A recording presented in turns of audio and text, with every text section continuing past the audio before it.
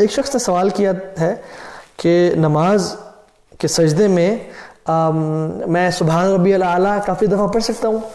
تو اس کا جواب یہ ہے کہ کافی دفعہ پڑھ سکتے ہیں، جتنی دفعہ مرضی چاہے پڑھ سکتے ہیں، چاہے آپ گھنٹے کے لیے سجدے میں پڑھ رہے ہیں اور سبحان ربی الاعلیٰ پڑھتے رہیں، آپ پڑھ سکتے ہیں، ٹھیک ہے؟ کیونکہ حدیث میں آتا ہے انسان سجدے کی حالت میں سب سے قریب ہوتا ہے اللہ تعالیٰ سے، تو اس کو چاہیے کہ وہ کثرت سے دعائیں مانگے۔ آپ صرف سبحان ربی الاعلیٰ نہیں، آپ سجدے کی تمام دعائیں پڑھ سکتے ہیں، آپ جو ذہن میں آپ کی دعا آ رہی ہے آپ اس کو پڑھ سکتے ہیں، ٹھیک ہے؟ سبوح قدوس رب الملائکۃ والروح یہ پڑھ سکتے ہیں، سبحان ذی الجبروت والملکوت والکبریاء والعظمت یہ پڑھ سکتے ہیں، اللہم لک سجدت وبک آمنت ولک اسلمت سجد وجہ للذی، لمبی دعائیں یہ پڑھ سکتے ہیں۔ سجدے کی بہت ساری دعائیں ہیں، ٹھیک ہے؟ تو اللہم انی اعوذ برضاک من سخطک وبمعافاتک من عقوبتک یہ پڑھ سکتے ہیں۔ اتنی ساری دعائیں سجدے کی یہ پڑھ سکتے ہیں آپ انشاءاللہ، ٹھیک ہے؟ تو سجدے کی دعائیں مانگیں، کثرت سے مانگیں، لمبی لمبی دعائیں مانگیں۔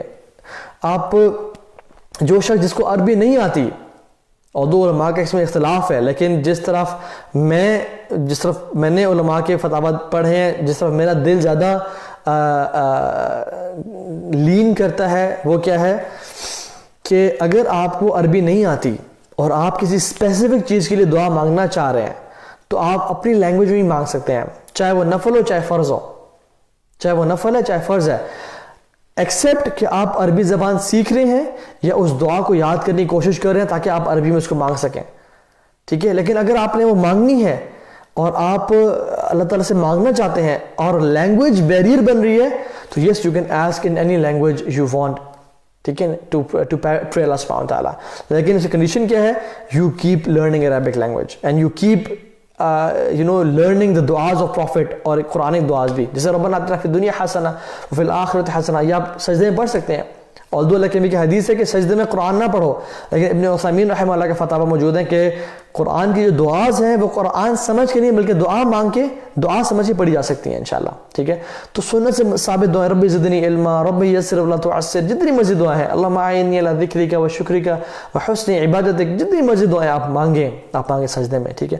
اسی طرح سے التحیات کے جو اینڈ میں درود پڑھنے کے بعد جتنی مرضی دعائیں مانگنا چاہتے ہیں مانگیں، یہ دعا کی قبولیت کا ٹائم ہے، اسپیشلی سجدہ بھی دعا کی قبولیت کا ٹائم ہے، تو آپ کثرت سے مانگ سکتے ہیں۔ How can we know we are منافق؟ اللہ کی نے فرمایا کہ جس میں 3 خصلتیں پائی جائیں وہ منافق ہے۔ اذا حدث کذب، جب وہ بولتا ہے تو جھوٹ بولتا ہے، اذا وعد اخلف، جب وہ وعدہ کرتا ہے تو وہ اس کی خلاف ورزی کرتا ہے، اور جب وہ بولتا ہے تو گالی گلوچ کرتا ہے، ٹھیک ہے؟ اور جب اس میں خیانت دی جائے، ایک اور روایت میں یہ بھی آتی ہے کہ جب خیانت اس کو امانت دی جائے تو اس میں خیانت کرتا ہے، ٹھیک ہے؟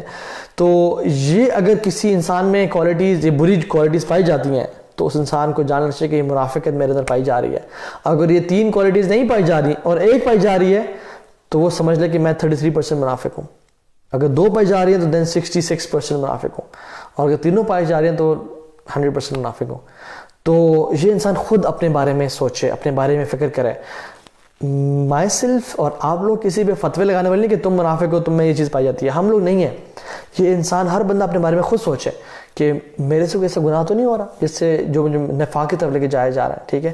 تو اللہ تعالیٰ ہمیں بچائے۔ Telling everyone that you offer prayers also hypocrisy, being proud on it۔ دیکھیں اپنے نیکیوں کو اتنا چھپائیں، اس طرح چھپائیں جس طرح اپنے گناہوں کو چھپاتے ہیں۔ جو شخص اس اصول پہ عمل کر لینا وہ انشاءاللہ اپنے بارے میں بوسٹ نہیں کرے گا کہ میں بڑا یہ ہوں، میں بڑا وہ ہوں۔ جیسے انسان اپنے گناہوں کو چھپاتا ہے نا، اپنی نیکیوں کو بھی اسی طرح سے چھپائیں، اور اپنے جو اعمال ہیں کسی پہ ظاہر نہ کریں۔ آپ کو پتہ ہے سلف صالحین کیا کرتے تھے؟ وہ رات کو تہجد پڑھتے اور صبح جب مسجد آتے تو اپنی آنکھوں کو اس طرح مل رہے ہوتے، ایسے مل کے آتے کہ ایسے لوگوں کو محسوس ہو کہ ہم ابھی سو کے آ رہے ہیں، حالانکہ وہ رات کو تہجد میں جاگا کرتے تھے، ٹھیک ہے؟ سلف صالح اپنے گناہوں کو اپنے نیک اعمال کو چھپایا کرتے ہیں۔ حضرت زین العابدین رحمہ اللہ، ان کے بارے میں جو اہل البیت میں سے ہیں، ٹھیک ہے، حضرت علی کے ڈیسینڈنٹس ہیں، اور ان کے بارے میں ایک چیز بڑی مشہور تھی، غلط مشہور تھی، کہ وہ خرچ نہیں کرتے، وہ کنجوس ہیں والعیاذ باللہ، ٹھیک ہے؟ تو جب حضرت زین العابدین رحمہ اللہ کی وفات ہو گئی تو جب جنازہ دیا جا رہا تھا تو ان کے کمر پہ نشان تھے، جیسے وہ کچھ بھاری چیزیں اٹھاتے تھے اپنی کمر پہ.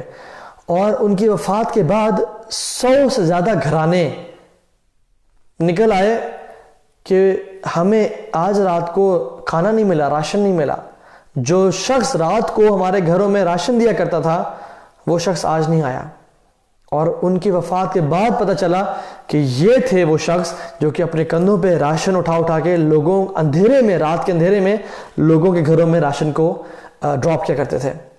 اور حالانکہ پوری معاشرہ کرتا کہ آپ کنجوس ہیں اور آپ خرچ نہیں کرتے, لیکن لوگوں کو نہیں کہا کہ تمہیں نہیں پتا کہ میں 100 خاندان سپورٹ کر رہا ہوں, میں یہ کر رہا ہوں, میں وہ کر رہا ہوں. ایسا نہیں کہا انہوں نے, بلکہ اللہ کی رضا کے لیے خالصتاً یہ عمل کرتے رہے حتیٰ کہ وفات ہو گئی ان کو. تب وفات کے بعد پتہ چلا کہ یہ زین العابدین رحمہ اللہ تھے. یہ ہے اپنے گناہ, اپنے نیکیوں کو چھپانا. اور اندھیرے کا صدقہ اللہ تعالیٰ کو بہت پسند ہے. اللہ تعالیٰ کے غیظ و غضب کو ٹھنڈا کرتا ہے.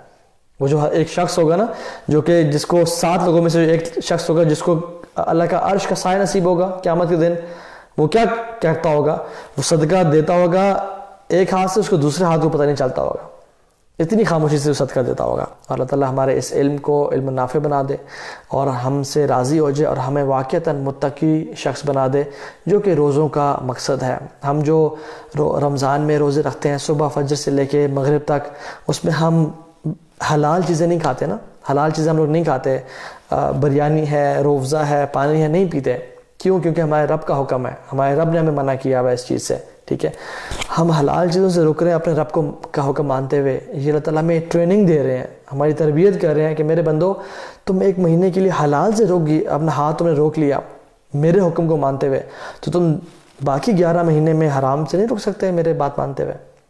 تو ہم کیا حرام سے نہیں رک سکتے اللہ تعالیٰ کی بات کو مانتے ہوئے؟ ہمیں چاہیے کہ اللہ تعالیٰ کی جو یہ ٹریننگ ہے ہمارے لیے کہ ہم حلال کو چھوڑیں کچھ ٹائم کے لیے. ایون ابھی میرے گھر میں سب سو رہے ہیں, میں اگر فریج میں جاتا, اگر فار ایگزامپل دن کا ٹائم ہو اور گھر میں سب سو رہے ہوں, میں فریج میں جا کے کچھ کھاتا نہیں ہوں. یا ہمیں سے 99% لوگ نہیں کھائیں گے. کیوں؟ کیونکہ ٹھیک ہے لوگ نہیں دیکھ رہے, لیکن اللہ تعالیٰ نے تو منع کیا ہے, روزے میں نہیں کھا سکتا. تو جب حلال چیزیں جو کہ مغرب کے اذان کے بعد ہم پہ حلال ہو جائیں گی, ابھی حرام ہے ٹیمپریریلی, حالانکہ صاف اور طاہر ہے, جن کو میں ابھی نہیں کھا سکتا, تو جو حرام چیزیں ہیں, جو منہ سے برا بولنا ہے, جو کہ شراب ہے یا میوزک ہے یا فحاشی کا دیکھنا ہے یا اللہ تعالیٰ کی نافرمانی کے کلمات ہیں یا نماز کا چھوڑنا ہے, اس سے میں کیوں پیچھے ہٹ رہا ہوں؟ ہمیں چاہیے کہ ہم اللہ تعالیٰ کی ان احکامات رمضان کے علاوہ بھی عمل کریں اور اللہ تعالیٰ ہم سے راضی ہو جائے. اللہ تعالیٰ ہمیں رسول اللہ صلی اللہ علیہ وسلم کا ساتھ نصیب فرمائے اور ہم سب کو الفردوس الاعلیٰ میں داخل فرمائے. جزاکم اللہ خیراً. بارک اللہ فیکم. السلام علیکم ورحمۃ اللہ وبرکاتہ. Please like and subscribe our channel for more videos.